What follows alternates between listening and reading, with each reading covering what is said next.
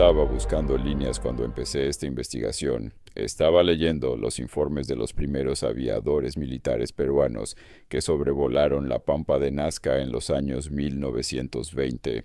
No los artículos académicos, no los documentales de televisión, sino los informes originales, los documentos técnicos que esos pilotos presentaron a sus superiores después de ver algo desde el aire que ningún ser humano había visto antes de la era de la aviación.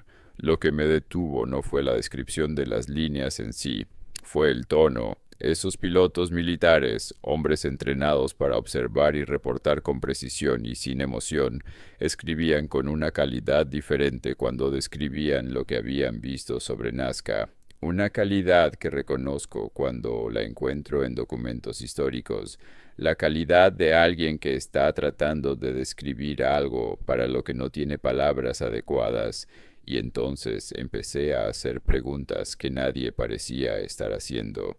Primero, los hechos que nadie discute. Las líneas de Nazca se encuentran en la pampa de Nazca, una llanura desértica en el sur de Perú, a unos 400 kilómetros al sur de Lima. Fueron creadas por la cultura nazca entre aproximadamente el año 500 antes de Cristo y el año 500 después de Cristo, según la cronología académica oficial. Se crearon removiendo las piedras rojizas de la superficie del desierto para revelar la tierra más clara debajo. Hasta aquí todo parece razonablemente explicable, pero entonces empiezan los problemas. El primero es la escala. Las líneas de Nazca no son pequeñas. El colibrí mide 96 metros de longitud. El cóndor mide 135 metros. La araña mide 46 metros. El mono mide 55 metros. Hay líneas rectas que se extienden durante kilómetros perfectamente rectas a través de un terreno irregular, sin desviarse ni un grado a pesar de las elevaciones y depresiones del suelo. Para apreciar completamente lo que eso significa, necesitas entender algo sobre la geometría. Trazar una línea perfectamente recta de varios kilómetros de longitud sobre terreno irregular, sin instrumentos de medición modernos, sin visión aérea, requiere un sistema de triangulación y medición que los académicos atribuyen a la cultura nazca, pero que nunca han explicado completamente cómo fue implementado en la práctica. El segundo problema es la visibilidad. Las figuras de Nazca solo son completamente visibles desde el aire. Desde el suelo ves líneas que van en diferentes direcciones, pero no puedes percibir la figura completa. Esto es un hecho documentado, no especulación. Los propios arqueólogos que trabajan en el sitio confirman que la percepción completa de las figuras requiere una perspectiva elevada. ¿Para quién fueron creadas las líneas de Nazca? La respuesta oficial es que tenían propósito ritual o astronómico, que los Nazca las creaban para ser vistas por sus dioses desde el cielo. Es una respuesta que funciona como explicación cultural. Pero hay un problema. Explica el propósito, pero no explica el método. ¿Cómo creó la cultura nazca figuras que solo son visibles desde el aire, sin tener acceso a una perspectiva aérea para verificar su trabajo? Aquí es donde la explicación oficial empieza a desarrollar grietas serias.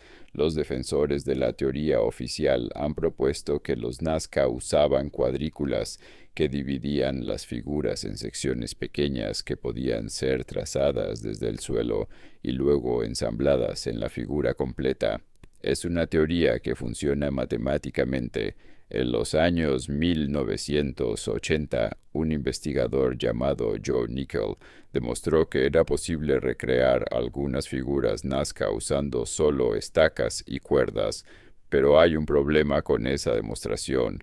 Nickel sabía de antemano qué figura estaba tratando de crear, tenía fotos aéreas, tenía el diseño final. Lo que demostró es que si ya sabes cómo debe verse la figura desde el aire, puedes usar cuadrículas para trazarla desde el suelo. Lo que no demostró, lo que nadie ha demostrado, es cómo la cultura nazca diseñó esas figuras en primer lugar. Cómo concibieron un colibrí de 96 metros de longitud con proporciones correctas, sin poder verlo nunca completo. Cómo diseñaron la araña de 46 metros con una precisión anatómica que los entomólogos modernos reconocen como exacta. El diseño requiere la perspectiva, y la perspectiva requiere la elevación, y la elevación en el año 500 antes de Cristo en la pampa de Nazca no estaba disponible, a menos que estuviera disponible para alguien.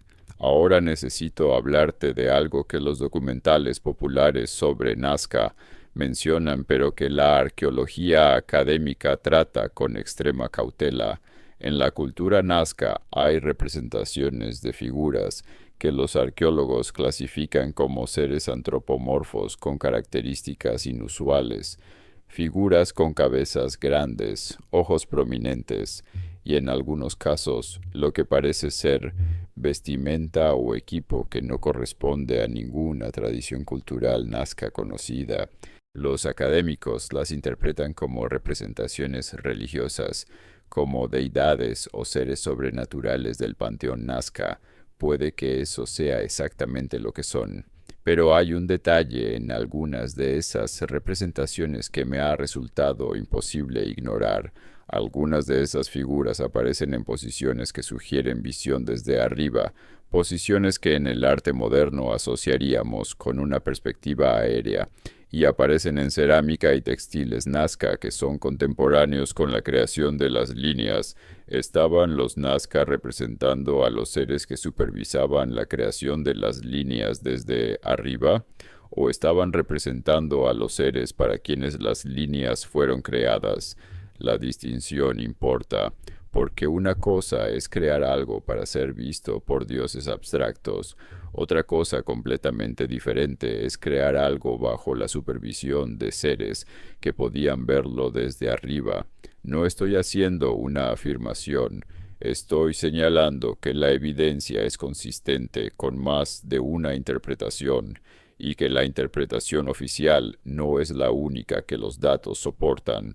Volvamos a España, porque aquí es donde la historia toma un giro que los libros de texto no cuentan. Cuando los conquistadores españoles llegaron al territorio nazca en el siglo XVI, las líneas ya existían, estaban ahí en la pampa exactamente como están hoy, y los españoles las vieron, no desde el aire, porque la aviación no existía, las vieron desde el suelo, como líneas que iban en diferentes direcciones sin propósito aparente. ¿Qué hicieron los españoles con lo que encontraron? Lo mismo que hicieron con todo lo que no entendían o que contradecía su narrativa. Lo ignoraron oficialmente y lo registraron privadamente. Hay referencias en crónicas españolas del siglo XVI a líneas y marcas en el desierto peruano que los indígenas describían como caminos de los ancestros o mensajes para el cielo. Esas referencias son breves, están enterradas en textos más largos sobre otros temas y no recibieron seguimiento investigativo. ¿Por qué? La explicación oficial es que los españoles simplemente no entendieron lo que estaban viendo, que sin la perspectiva aérea no podían apreciar la escala o el propósito de las líneas. Eso puede ser verdad, pero también puede ser que algunos españoles entendieran más de lo que registraron oficialmente, que hubiera entre los cronistas y los administradores coloniales individuos que conectaron lo que veían en Nazca con otras cosas que estaban encontrando en los archivos que estaban clasificando y en ocasiones destruyendo. ¿Qué otras cosas? Esa es la pregunta que no tiene respuesta en la narrativa oficial. Hay un elemento de las líneas de Nazca que casi nunca aparece en las discusiones populares, pero que los investigadores que han estudiado el sitio en profundidad consideran potencialmente el más significativo. no son solo las figuras, son las líneas rectas entre las figuras de animales y plantas. Hay cientos de líneas perfectamente rectas que no representan ninguna figura reconocible. Algunas son cortas, otras se extienden durante kilómetros, algunas convergen en puntos específicos, otras parecen apuntar hacia ningún lugar en particular. Los académicos las han interpretado como caminos, rituales, como líneas astronómicas que apuntan hacia salidas o puestas de sol en fechas importantes del calendario, como sistemas de irrigación simbólicos relacionados con el culto al agua en una cultura que vivía en uno de los desiertos más áridos del mundo. Todas esas interpretaciones tienen mérito, pero hay algo en la distribución de esas líneas rectas que un investigador de la Universidad de Pensilvania notó en los años 1970 y que publicó en una revista académica especializada y que luego fue ignorado casi completamente. Las líneas rectas de Nazca, cuando se mapean en su totalidad, forman una red, no una red perfectamente geométrica, no una cuadrícula regular, pero sí un sistema de conexiones entre puntos específicos de la pampa que tiene una lógica interna que no corresponde completamente a ninguna de las interpretaciones rituales o astronómicas propuestas. ¿Qué es esa red? El investigador de Pensilvania no lo afirmó definitivamente. Propuso que podría ser un sistema de navegación, una serie de marcas que permitirían orientarse en la pampa desde el aire. Publicó su análisis, recibió algunas respuestas académicas que cuestionaban su metodología, y el tema desapareció de la literatura especializada. ¿Por qué? Esa pregunta tampoco tiene respuesta satisfactoria.